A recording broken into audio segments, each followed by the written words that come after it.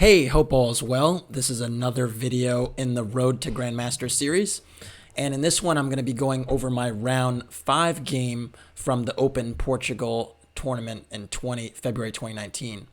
In this one, I'm playing a young IM named Simiya Bilguun from Mongolia. I'd actually never heard of him before this tournament, but he's a very good player. About 21 years old, I believe.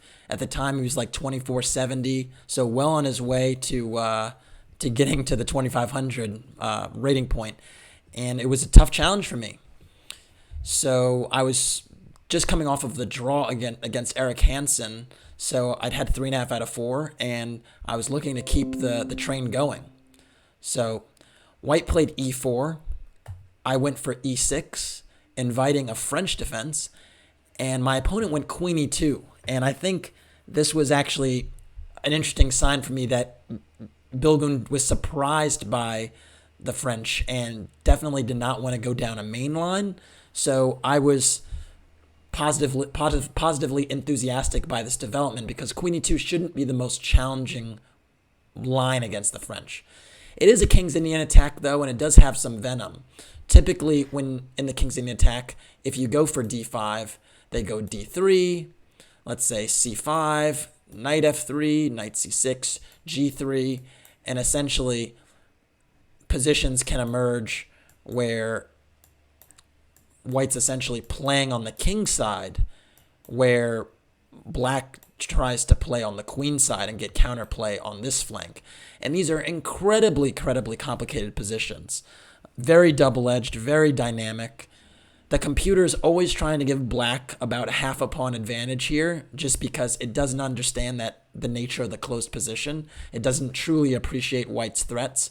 Normally, White tries to go knight bd2, knight f1, h4, knight h2, knight g4, and a storm cloud brews on the king side where Black is oftentimes flailing on the queen side, but it's got to work because if it doesn't work, Black typically gets checkmated. I was not so keen on going down this sort of like direct combative type of lines. So after queen e2, I actually decided to play c5. And my rationale here was that now we've almost transposed back to a Sicilian, but the point is that this queen e2 move doesn't leave a great impression. So my idea was I'm not going to rush to play d5. I'm going to try and play a Sicilian and argue the queen e2 is not good. So knight f3 was played, knight c6, g3, and g6. And you can see we're both going to fianchetto on the king side. Bishop g2, bishop g7, castles, knight ge7. And in these structures, now it almost reminds me of a closed Sicilian.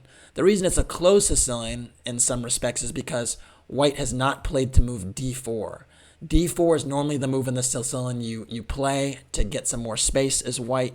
And so if White isn't playing it, Black is actually controlling the d4 square, and it takes on a more closed nature. Now, I've never truly respected the closed Sicilian. I know it has some venom, but there's something about forfeiting the d4 square that just seems, frankly, asinine to me. So I felt pretty good here.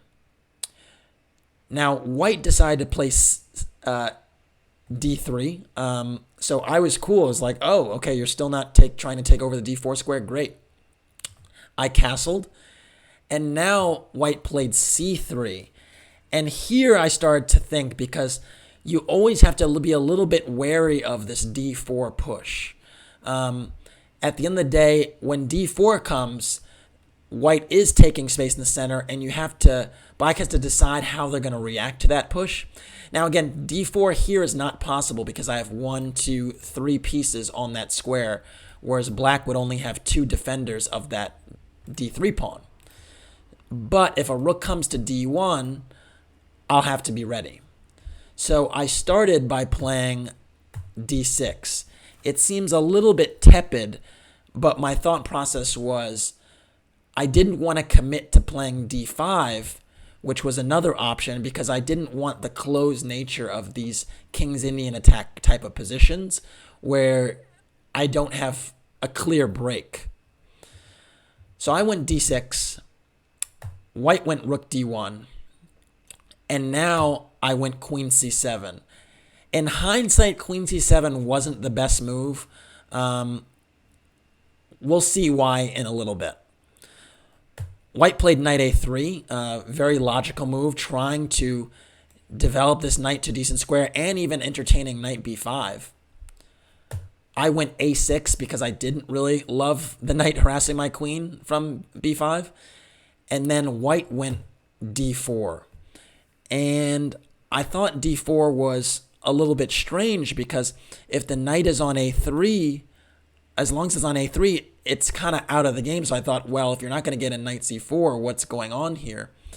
It turns out it's not so clear because if I play b5 as I initially was thinking about, well, then what happens is d takes c5, d takes c5, and maybe a move like bishop f4 is possible. That was something that I was looking at. Also, a move like bishop e3 is possible, eyeing my c5 pawn. And this diagonal is not quite open just yet, but I was thinking about if white is ever able to play e5 and open up that diagonal for the bishop on g2. That was, a little disconcerting for me. So I thought that b5 was a little bit risky. The other thing, and actually this is another big point, is if I play b5, then white also has this option to play d5. And these positions become quite sharp because after e takes d5, I think I'm obliged to take. Maybe I'm not, but after e takes d5, my knight on c6 really needs a square to go to, and I think knight e5 isn't ideal because after knight takes e5, bishop takes e5, it just seems like I'm losing a little bit of control. White can even go bishop g5 with tempo. I my e7 knight. My bishop on e5 feels a little bit caught out. I was unsure of the consequences here. Another option after d5 is I could consider knight e5. But again, knight e5, knight takes, bishop takes, f4. It's tough to judge. It's just tough to judge. And f4 isn't even necessary. White could go for bishop h6 again or bishop g5. So I just thought playing b5 allowed black a few too many options. And because of that, I was just a little uncertain. Now, I say all that, and I played b5 anyway. So it just goes to show you. Now, white went bishop e3, not actually taking on c5 and deciding to put pressure on the c5 pawn. And now I took on d4, c takes d4, and bishop b7. And a little bit controversial to release the tension on the pawn. But the point is that now c takes d4 is played. I figured my bishop on g7 has this long diagonal to play with. Whereas when the pawn was on c3, I did not actually have the whole diagonal. The other thing to note is now this bishop on b7 I thought could potentially eye the e4 pawn.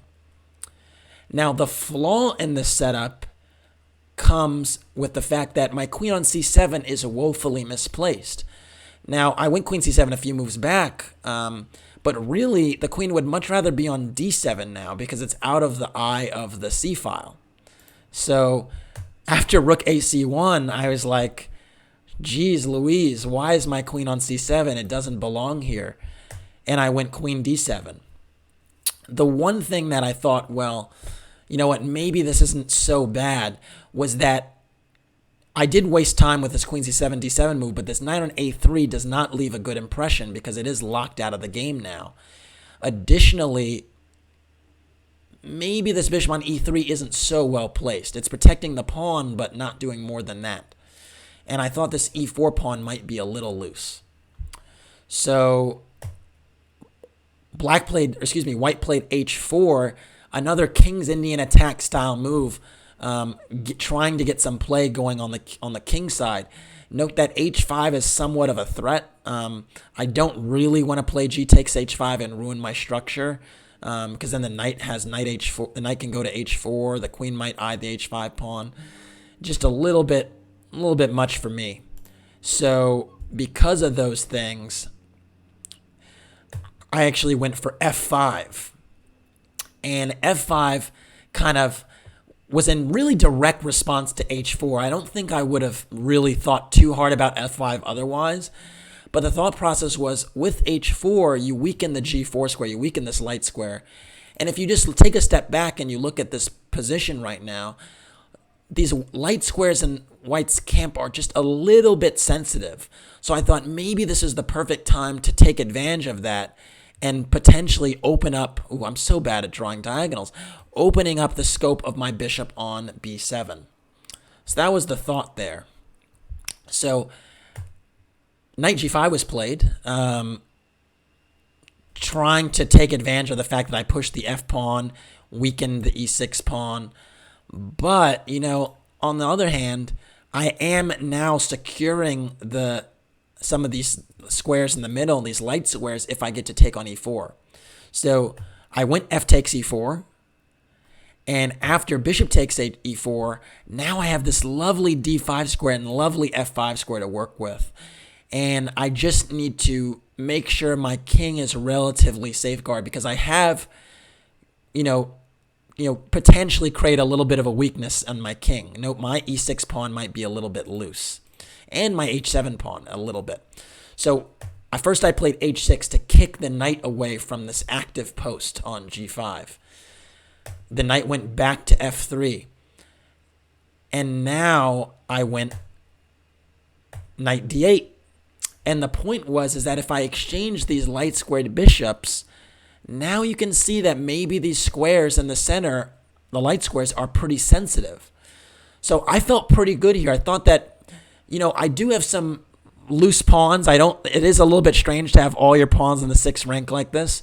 But if I'm able to kind of get my pieces to the right squares strategically, I'm in a good place. So knight d2 was played. And now I played knight f5, plugging the weakness on g6 a little bit, getting my knight to the active f5 square. And knight c2 was played. And now you can see that we're both maneuvering, but I'm not sure where this knight on c2 is actually going. I'm not sure what this d2 knight is really doing besides the bishop on e4. I'm kind of building up in the center and in the king's side, and you can see these knights are just kind of clumsy. So I played rook c8. I thought that was a good move, activating another piece on the c file. White played queen g4, targeting my g6 pawn. And I did have to take a little bit of care here because, you don't really want to, drop that. I wasn't sure king h7 made a whole lot of sense, because then the bishop would be on the line of the king would be in the line of the bishop. So I thought, and I certainly am not pushing the g-pawn, so I want to take a little bit of care here while also observing that h5 might be one of white's ideas one day. And so I played queen f7 to deal with all of that, which I thought was a pretty decent move. Alternatively, I could have taken on e4, and if knight takes e4, I could have ignored defending the g6 pawn and played queen b7, and you could see taking advantage of this long diagonal. But it's kind of tricky in a position where you've weakened your king side to move your queen away from your king. That's kind of like one of those general rules you don't want to do, so I was not keen on doing it. So I went queen f7, bishop takes b7 was played, and now knight takes b7. And this knight on b7 is definitely not ideally placed, no doubt. But at least, again, I still maintain some control of my light squares in the center and the king side, and I thought this knight could be corrected. Meanwhile, if you look at white's position, you can really see that these knights are kind of clumsy here, and this knight on c2 is kind of guarding the bishop on e3. So immediately, if it's my turn again, I'm actually, in some lines, threatening knight takes e3 and queen f2 check, just invading with decisive effect. So white really has to take care here. White played queen e2 to guard the f2 pawn and keep an eye on the e3 bishop. But you can see, again, white's kind of flailing, and I'm starting to take over.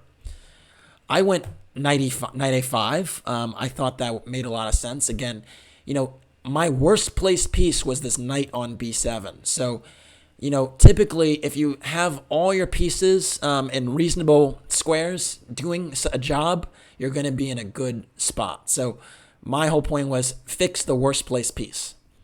And now after knight a5, I'm eyeing the c4 square. Queen d3 is played. Again, I'm not... It does eye the d4 pawn, and you can actually see from this position that white was a little bit clumsy because this knight was guarding the d4 pawn. These rooks are not really doing much. If the knight on d2 moves somewhere, then I actually get the c4 square, and I'm eyeing b2 and e3. So really, white's in a tough spot. So queen d3 covers the d4 pawn, but now my knight just comes in, and I went knight c4. Now I feel really good because I'm hitting the b2 pawn, eyeing e3 as well, and so I figured that white would have to resolve that and take on c4. Knight takes c4 was played, and now I played b takes c4, and the thing I liked about this is that even though my a6 pawn is now a loner, now my central pawn duo might have more strength. Additionally, I thought in endgames, it's nice to have it's nice to fix the white pawn in a dark square and potentially have the b file to get counterplay on and pressure b2. So I felt really good here. White played queen e2 going back, and you can see in the past several moves, white has made like 4 or 5 moves with the queen, whereas I've been slowly improving my position. After queen e2, I went d5, and the dust is settled, and look at that pawn chain. Really, really nice. Really, really nice. And again, you can see without the light squared bishop, there's all these weak light squares everywhere. So those things are something to keep an eye on. White played knight e1, trying to fix this knight on c2 that no longer serves a purpose. And now I thought it was time for me to really improve, and I went for rook c8. The rook's job is done on the c file. I have this nice pawn here. Now I thought it's time to get counterplay on the e file. Knight g2 was played, trying to relocate that knight. And in this position, I was thinking about playing e5, but I wasn't totally sure of the evaluation of the position, especially considering that I would finally help activate white's rooks. So instead, I played g5. And the point of g5 is that I take away the square from the knight. But also, if white takes twice on g5, the d4 pawn is hanging. And I figured the central pawn on d4 is way more important than the flank pawn on g5, especially when it's kind of the linchpin to white's queenside pawns and to the f2 pawn. So it's kind of not possible for white to take on g5. You take once just to make my pawn weak. But note, if bishop takes g5 here, I have knight takes d4. And this is over because I'm going to go to knight f3 check, which would be devastating. So after h takes g5, rook c2 was played. Makes some sense, eyeing the second rank, eyeing the f2 pawn, and eyeing the b2 pawn, which were both going to be potentially weak. And again, it seems like I should go e5 and break open the position, but I thought I could just afford to be a little bit more patient, and I went for queen g6. It turns out that e5 is stronger. If e5, d takes e5 is forced, and I did see that this was forced, but after rook takes e5 and queen f3, I was looking at this position from afar, and I wasn't sure what to do from here because I recognize that I have more space, I have structural advantage, but I just wasn't sure. Turns out queen g6 would be very effective. Now I'm threatening, line my rook up against the queen. I'm threatening knight takes e3. The rook on c2 is hanging. This is a winning or close to winning position. Should have gone for it. But again, it was just tough to make that commitment when I knew that I would allow white so much activity. So instead, after rook c2, I went queen g6 first, getting my queen on the line of that rook on c2, still have e5 on the cards, and I just thought this was a better way to go. White played rook d2 to reinforce the d4 pawn. I think that's actually a good move. And now my plan with this rook when they went rook d2 was to now go knight d6. And the point was with knight d6 to go knight e4 and get that knight to this monster outpost on e4 where it can't be dislodged, because f3 would never really be possible because the g3 pawn is hanging. So I thought once I get this knight to d4, it's like worth more than 3 points. It's almost worth a rook. And I thought that was going to be good.